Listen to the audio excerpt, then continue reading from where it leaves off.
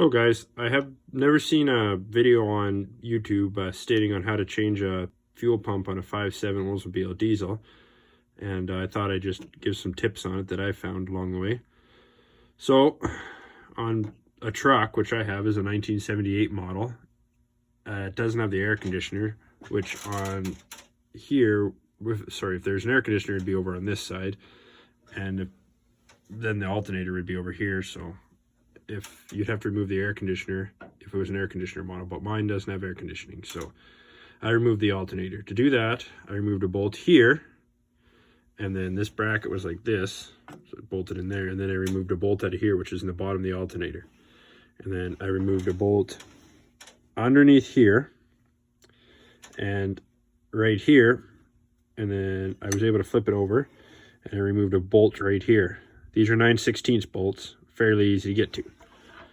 And then I proceeded to remove the fuel line. This one goes up to the, I have a fuel water separator here, and don't mind that electric pump. This had failed a couple days ago, so I put electric pump on there, but this goes up either, if you don't have a fuel water separator, goes over to the original fuel filter, of course, which I still have, but some people have fuel water separators or whatever you have, so mine goes up over there. But make sure you have a container ready. I had a little coffee can here because there will be fuel in there, and this had a little clip on it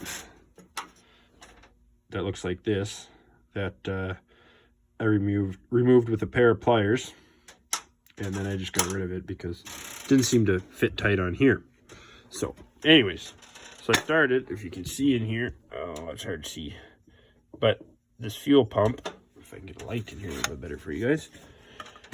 Oh, there you go. See, this fuel pump has a slit. Oh, focus in there. There you go. Has a slit on the top, and it's just a stud in the engine block.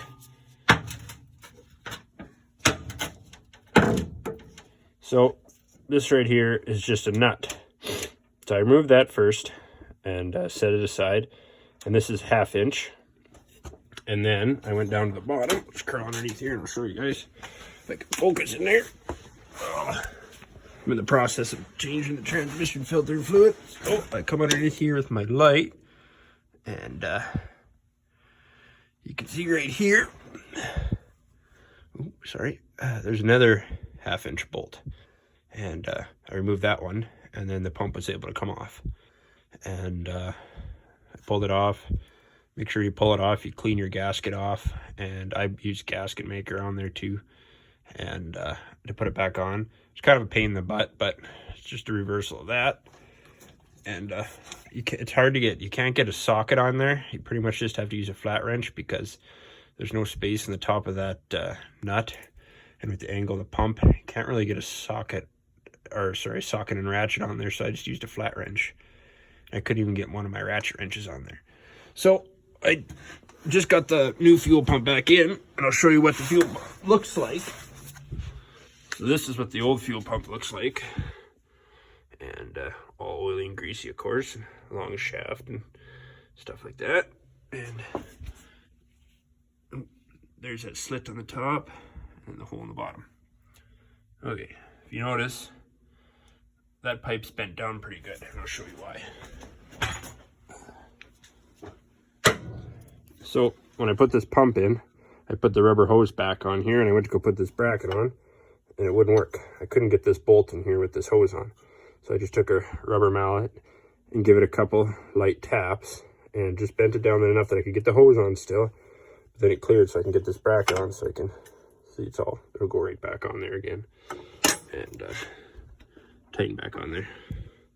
Sorry about my video. It's one of my first times making a video for this stuff, so it's pretty simple to put this all back on. You bolt this back on, 9/16 bolts back in there, tighten it on. Make sure you put this rubber hose on first, which comes down over here. I just like to show you that. Just slide this on here. Oh, I might have bent that down too far now.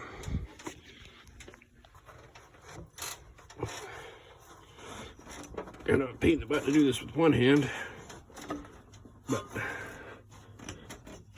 you get the moral of the story. That comes from the fuel tank up there. There's a metal line on the frame. Push that on there and tighten this rubber hose clamp.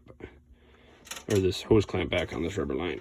Make sure you get it on there. Oh yeah, there. And then tighten that on there. Make sure this is tight. Use a backup wrench because you don't want to break that. I have to go back to the parts store. And yeah, so it's pretty simple. Make sure everything goes back on there. And hopefully this helps people.